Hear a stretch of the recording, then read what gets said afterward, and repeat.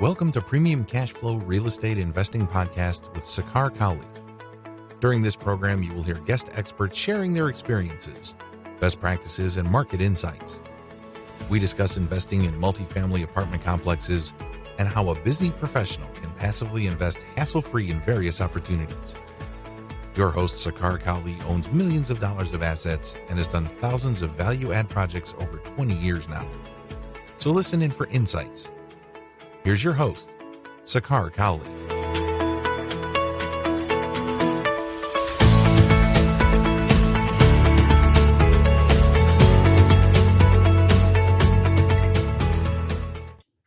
Welcome to another edition of Premium Cashflow Podcast. Today, I have the pleasure of hosting John Casmon. John is with Casmon Capital Group, a veteran multifamily and a real estate investor. He is an expert in marketing and branding. He is somebody I have, exchanged notes, met him with conferences and things like that. Just an all-around great guy to hang out with. Welcome to the show, John. I appreciate it. Hey, thank you for having me. Listen, I'm excited to talk to you on the show. We've been talking about doing this for a while now, and I'm glad we finally got together to make this happen. Awesome.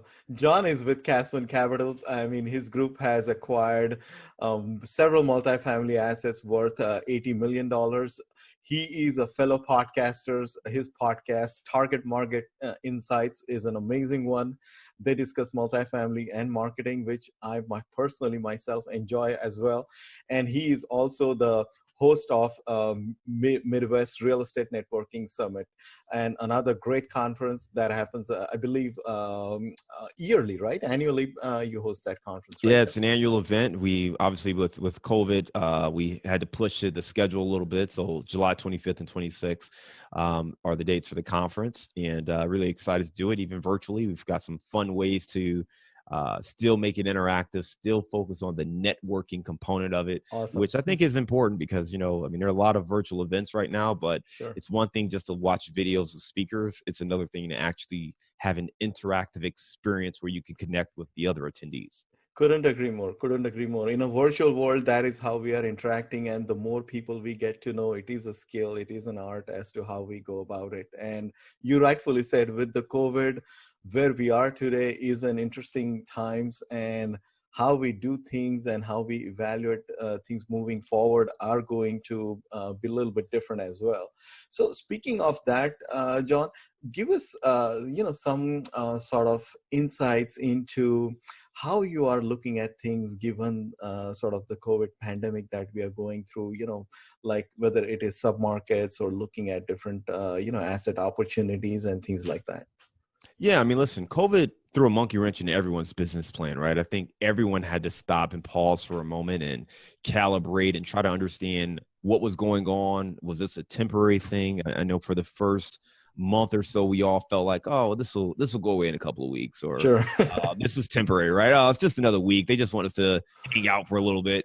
And a week turned into 2 weeks and turned into a month and 2 months. And now it's in the summertime, and, Sure. It just kind of continues to extend, right? Right. So it's the new normal. So I think starting out, everything paused. Everyone just wanted to wait and figure out, was this going to wipe out the planet? Was this kind of the end of the world situation? Sure. Or what is this?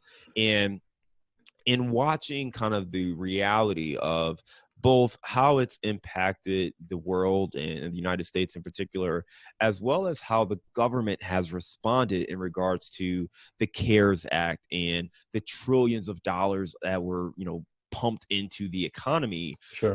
Ultimately, we had to step back and understand what are some of the implications, both immediately as well as long term. So for us, one of the main pivots that we've made in our business plan is really just take a look at what those sub-market indications are. So from a Sure. macro market standpoint, not a whole lot has shifted. I will say that as you look out, you do want to understand which markets may be more susceptible to future outbreaks. Maybe Florida, California, those coastal markets, especially those markets that are attracting kind of an older demographic. Sure. Not for us, we're in multifamily, but for those who are in office or senior living or senior assisted facilities, Sure. those who are in retail, those industries in particular, I think it's really important to pay close attention daily. I mean, this is an ongoing thing where the numbers are shifting. You really have to pay attention to what the implications are going to Sure. be. Mhm. Looks like demand is decreasing in those particular asset classes right now. But for multifamily, it's been pretty steady. So when I talk about the submarkets, one of the things that we want to do is understand the demographics. How many residents are in the service industry? The Sure. service industry has been hit the hardest. Service, hospitality, those kind of industries have been hit the hardest and Sure. are most susceptible going forward. So I would pay close attention to, that demographic of residents. Are they in the service industry? And if so, are you in a market or a region where the economy is likely to shut down again? Or are you in a market or a submarket where it really hasn't hit hard in the specific submarket? So as long as there are some precautionary measures like wearing a mask or whatever, things can stay open and business can continue to move forward. So for us, one of the macro things we see is, folks who are living in these urban cores, Mhm. there's less demand, or we're anticipating that demand may shrink because you may have more people working from home. You have, companies Absolutely. that are announcing, hey, we're not going to come back to work, not for the rest of 2020. So if you lived in downtown Seattle or downtown Chicago and you live there because your office was right there, and Sure. you're paying $2,000 a month for a one bedroom, Right. do you still want to pay $2,000 a month for one bedroom in downtown Chicago or downtown Sure. Mhm. Seattle if you don't have to, and you can spend half that and get a yard or way more space? So Sure. I think you're going to see some of those dynamics. And we actually interviewed, we did a panel discussion on that specific thing with Dan Hanford and Matt Faircloth and Tony Hardy, Mhm. talking about this dynamic and what the implications would be. Mhm. But I do think it's really important to understand that sentiment may shift, demand may shift, and a lot of this is not driven solely by COVID. You have to keep in mind that millennial renters Mhm. are actually starting to get older. They're in their late 30s and 40s now. Sure. Mhm. So it's not that these are the young kids who are renting and they want the fun. They're starting to have kids, and they're Right. starting to Right. want, a single family house and a yard and a place for their dog and all that Couldn't stuff. agree more. Right. So some of this was happening anyway, and this may be escalated by COVID. So just pay attention to those dynamics and make sure you're really clear on who your resident base is, whether they're in the Mhm. service industry, whether or not they're millennials, or whether or not they're seniors, that we think all three of those may be impacted by all the things that have taken place with COVID. Right, right. A lot of great points and a lot of stuff to unpack there, John. And you rightfully said that, with the impact COVID has left, I mean, a lot of people are working virtually. So if you can get on a video call, why to, again, rent out those expensive spaces, right? Now, speaking of all this, right, some of the impact that has happened, John, is that, renters are having tough time paying rents, um, as we know, like businesses are shut down right now, even courts are shut down. We expect later part of the year is going to be extremely challenging as far as whether that's, collections or evictions and things like that. What kind of things you are anticipating as far as, do you expect a large impact on the C class type of assets? And are you maybe perhaps focusing more on maybe like the cream of the crop sort of B or A type of assets? What are you looking for in terms of moving forward? Yeah, it's a great question. As we think about who's going to be impacted the most, is the Class A resident, Class B, Class C. I think the jury's still out. I don't know if we have a clear answer of who's Mhm. going to be impacted the most, because it's going to take some time to see what the implications really are. As you Sure. mentioned, you still can't do evictions in most places. We're still have all the assistance right now from the CARES Act, as far as the funds that have been provided, the stimulus package that's been Sure. provided Mhm. to residents. So it's not clear what that impact is going to be. Now, what I am keeping my eye on are a couple of things. So first and foremost, when it comes to your C-class resident, or those individuals, I think communication is key. You have to stay on top of them from a communication standpoint, clearly articulating what's going on, what your plans are, what the rules are going to be, and setting the expectations for them so they know what to do. If you're not really communicating you're already behind the 8 ball, because if someone is sitting there thinking about, I've got $1,000 and I can pay 600 or $700 in rent, or I could buy food and use the rest to make sure we have food to eat and I can stretch this out for the next couple of months. If they have an option not to pay rent and pay for food to survive, they're going to survive. Sure. So you have to make it clear that, hey, the expectation is there to pay rent, but I also would say that you need to work with people in that sense as well. If they truly can't pay, you may be able to help get them money by letting them know what programs they qualify for to get the proper aid that they need. And you have to say that. You have to extend it. You can't expect them to automatically apply for for unemployment, or to be in a situation where they've already, submitted all the documents. You may need to help them or guide them. And some folks aren't tech savvy, so that maybe they don't use the internet that often. So you may need to educate them on what that process actually is. So on the Class C, I would say the more proactive you are on the communication front, the better off you will be. On the Class A, a lot of people will tell you that, hey, Class A is a great place to be, not really impacted as much. You can work virtually. Well, here's the reality. A lot of times with everything that you see going on, you're going to have a lot of companies that are not hitting their revenue goals this year. Most companies. So when those things happen, you have your essential employees, which are typically your frontline workers who are, essentially making sure the product or service gets done. And then you have your executives, who they're going to certainly make sure they're happy. And then you have your middle management. And middle management typically gets squeezed when these situations happen. Do you really need 15 regional sales managers if you missed your mark on sales, or can you consolidate that to 10? So that's what a lot of companies will do. So I would argue that, especially on the younger side, if you've got a 28-year-old regional sales manager or someone like that, they're probably more susceptible to being squeezed out if companies aren't meeting their profit expectations. So, and they're typically the younger ones. I say that because they're probably the ones who are renting in Class A, versus maybe an older individual may already have a single family home or something like that, may already be married. So I think you have a lot of factors there to keep in mind. And for those individuals, that may take a little bit of a longer lead time to see that impact. And as long as the government's printing money and putting it in the hands of Americans, I don't think we'll be able to gauge what the true impact is going to be. So at this point, I can't say that there's a clear winner. What I will say is just keep your eye on those three factors, and I think that'll help you, help you understand where the opportunities may be coming out of this. Right.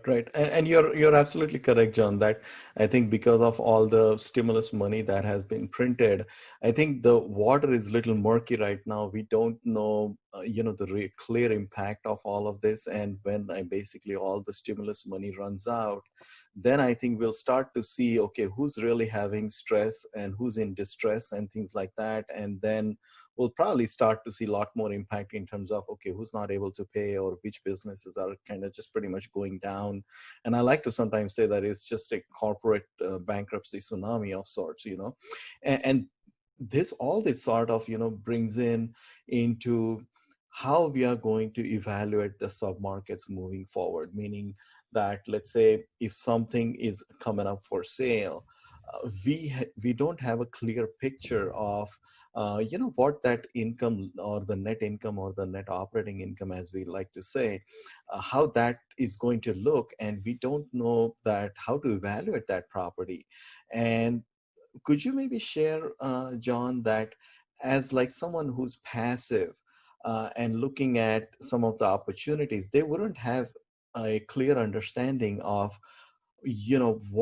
how resilient that class is. Would you perhaps tell them that, hey, listen, instead of let's say the office or the retail type of deals, maybe look towards self-storage or multifamily, or perhaps manufactured housing and things like that.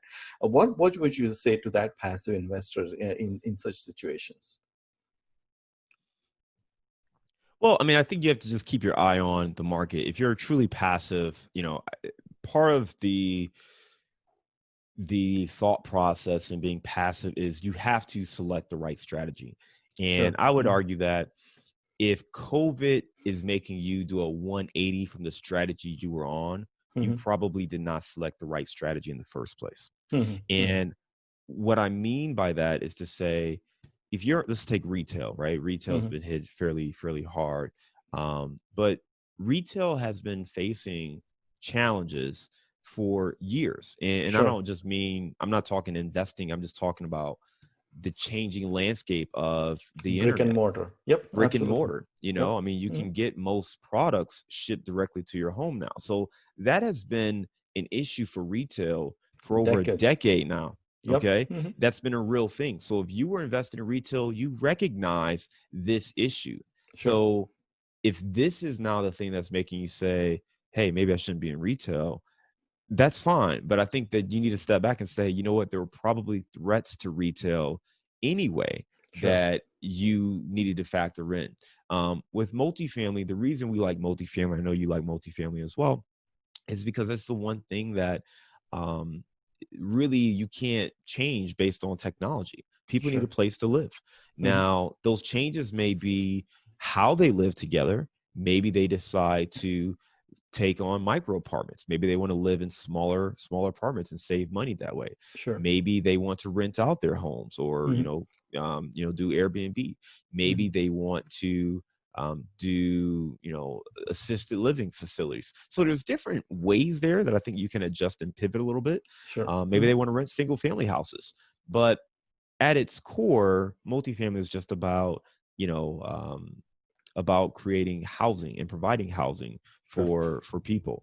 And I think that, you know, that's a strategy that is kind of sound, tried and tested. And it really comes down to identifying the right locations, identifying the right demographic, and providing the quality product for them. As you look at other asset classes, industrial, warehouse, other things like that, there's certainly upside there. And most of those opportunities, you know, they are continuing to either thrive based on what the threats were prior to COVID, or they're being impacted more. Virtual, we talked about office, you know, virtual, that's been a thing too. People working remotely, that's been a thing for about a decade or so now.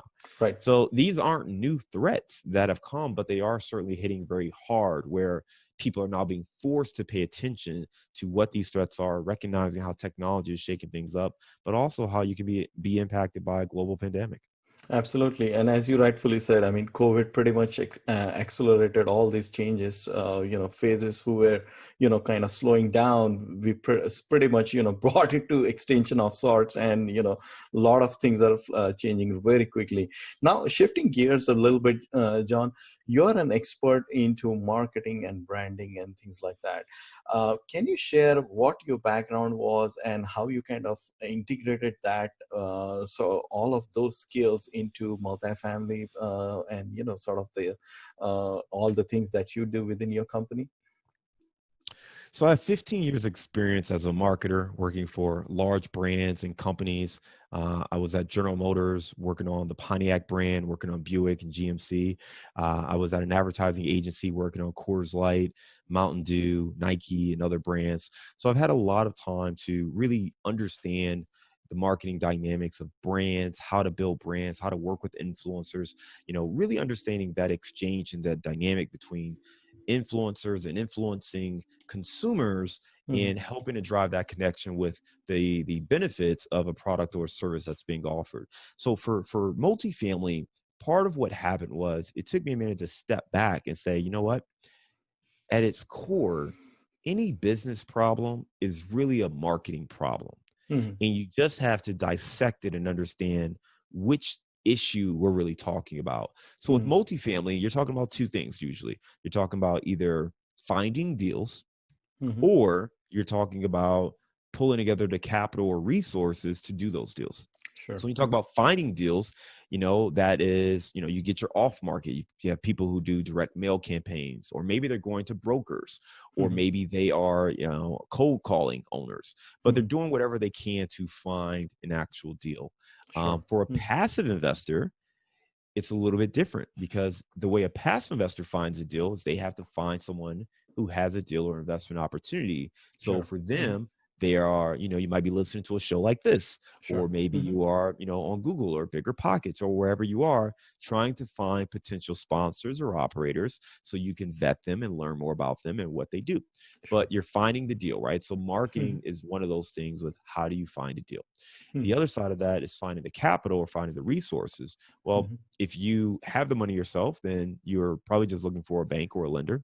Mhm. If you need to bring people together, so for many of your listeners, if you're into apartment syndication or syndication in general, or even just JV partnerships, Mhm. then you're looking for passive investors. So you're looking to Absolutely. identify where they're at, what are they looking for, how do you reach them, how do you connect with them.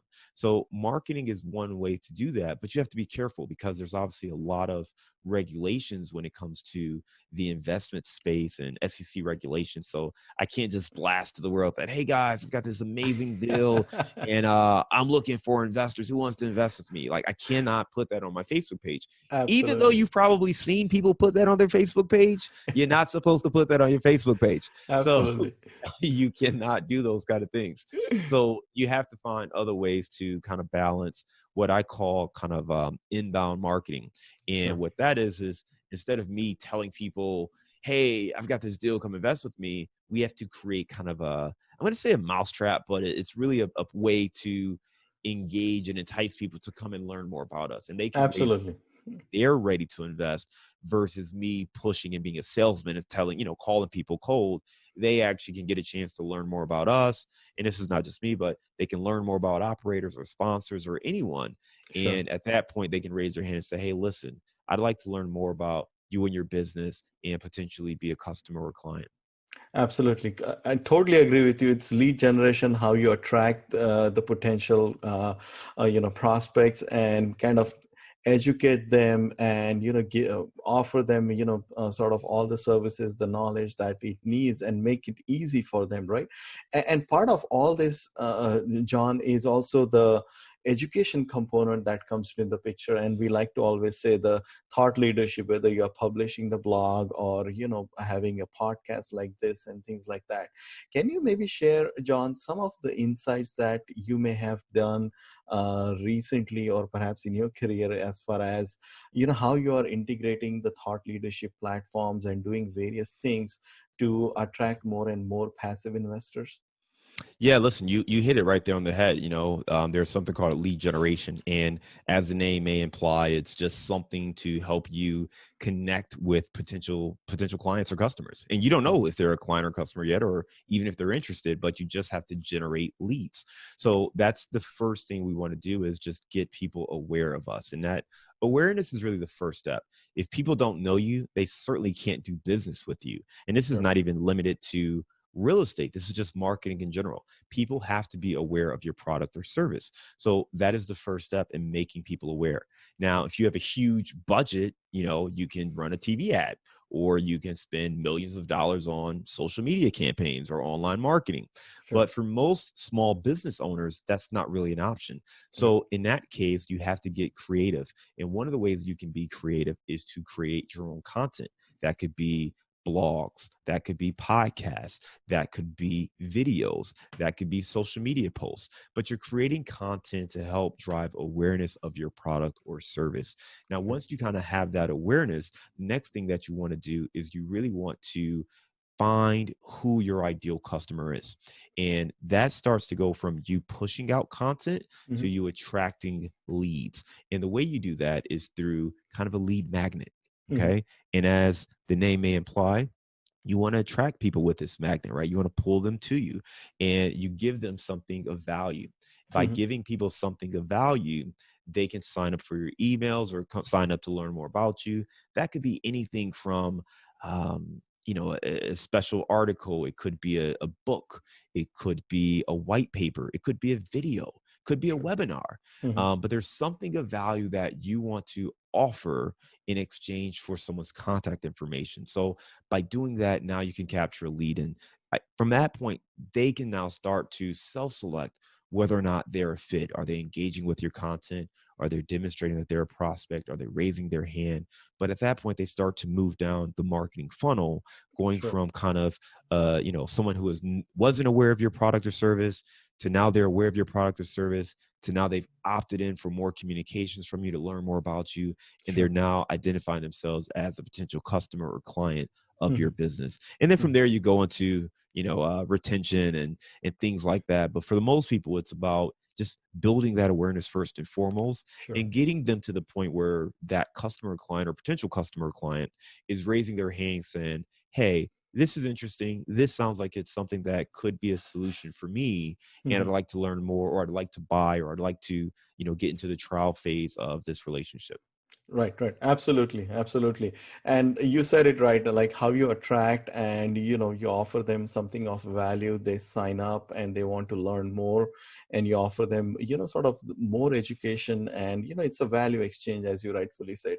Now, speaking of all this value exchange, John, what are some of the mediums you can say, whether it is articles, newsletters? Could you maybe describe your experience as to what tangible steps or some concrete elements you have implemented in your business?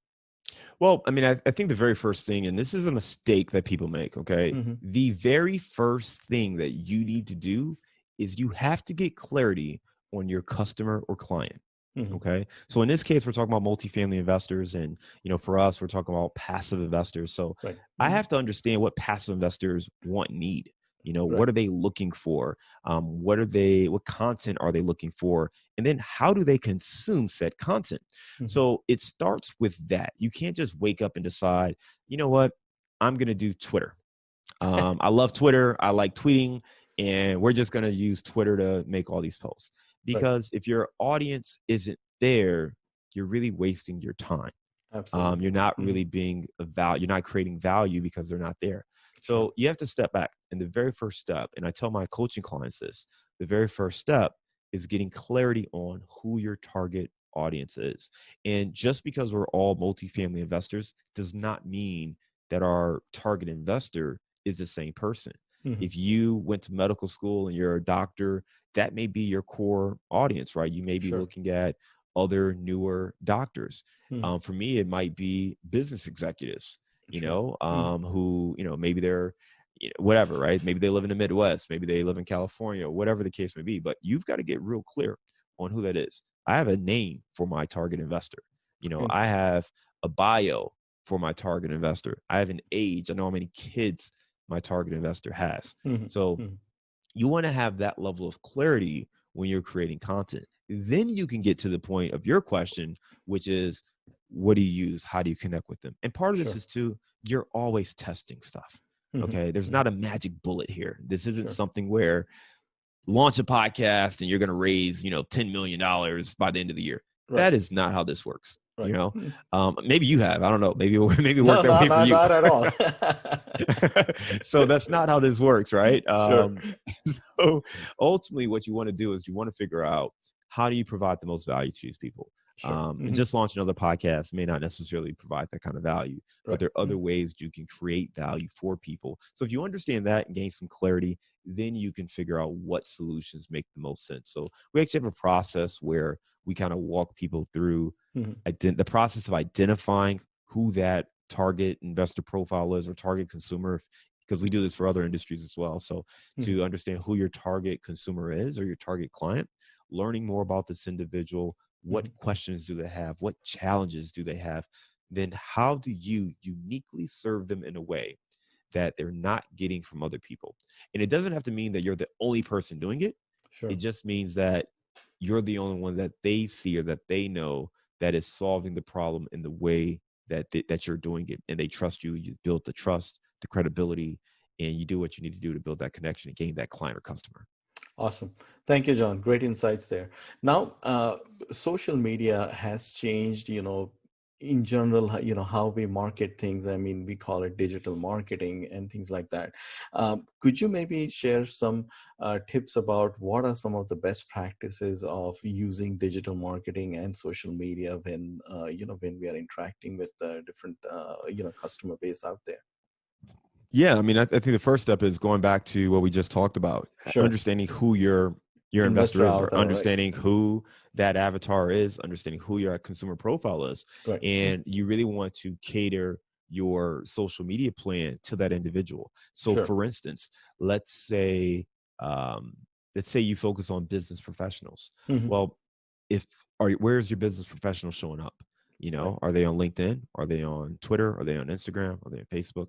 How often are they there? What kind of content are they looking for when they are on those platforms? So just because I'm talking to a business professional, if they're on Instagram to look at fun pictures, or they're on Facebook to look at cat pictures or cat videos, doesn't mean they want to hear my serious message right now about investing and, you know, a preferred return and all these fancy, you know, investing things, right? They Sure. may not be in Mm-hmm. the mindset to consume information like that right now. Right. So Mm-hmm. part of what you want to do is understand who they are, how do you engage with them, and go from there. Now, some general best practices, once you have a good sense of who your target consumer is, you want to develop content that they can engage with. You want to engage, educate, and entertain your audience. So engage. What do I mean when I say the word engage? What I mean is actually engage with them. Mm-hmm. If someone comments on your post, respond to the comment, Sure. like them back, answer questions in your direct messages or your private messages. You Right. know, reach Mm-hmm. out to people who connected to you and ask them, hey, thanks for following me. You know, is there anything that sparked with you on the content that you liked? But Sure. actually engage with the people. Like, it seems crazy, but social media is supposed to be social. So actually engage with the people. Okay. Right. So that's the first step. The second part is to educate. So your content should continue to help move people down that funnel, right? Mm-hmm. We Mm-hmm. talked about awareness. We've talked about kind of having a lead generation or some sort of lead magnet, Right. making them a prospect. So how do you get someone who is a potential client? How do you educate them to help them learn more and move them down the funnel? So let's say with this conversation, right? If I was trying to talk to a prospective passive investor, Mm-hmm. part of what we might talk about is how to vet investment opportunities. Okay. Right. Mm-hmm. So one of the things that we have available on our website, we have a sample deal package. And in that sample deal package, we kind of lay out what a sample deal looks like. And the deal is there, and that's part of it. But we use that as a mechanism to educate people what we like to look for in a deal, the way we structure deals, Sure. why we do things like do the deal the way we do it. So it's a great way for people to learn more about the process. So we try to create content that actually educates people. Sure. And then the last thing is to entertain, you know, especially if you're on Facebook or Instagram or a more lively platform like TikTok. People want to be entertained, you Right. know, so they want to laugh, they want to smile, they want to cry. Maybe not make them cry, that might be a little off. But if you can make them laugh a little bit, create some levity to this serious, you know, investing content, and find a way to make it more relatable, fun for people, that's a great way to actually entertain. And you might do something fun with your kids, or maybe you're, you know, making funny memes about, you know, before and afters of investment properties, showing like a bathroom with a broken down toilet or a concrete tub, and showing the you know, the after pictures, but Sure. finding a Mm-hmm. way to keep it somewhat engaging, right, and Right. entertaining. So when people are scrolling, they're like, oh man, what is that, or what happened? But put a Right. smile to someone's face so they associate that smile with you. Right. Awesome. Awesome. Thank you, John. It's been great. A couple of last questions. How have you recently improved your business? Any tools, processes, systems that you have implemented that we can perhaps learn from you?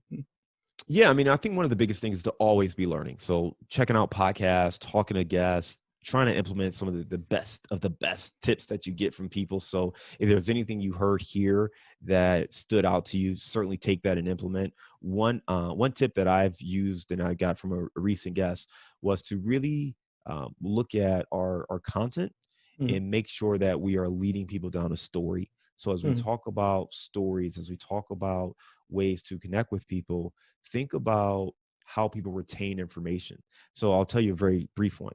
Mm-hmm. I mentioned to you that I worked at General Motors. Well, one of the ways that I really got serious about real estate investing was back in 2008.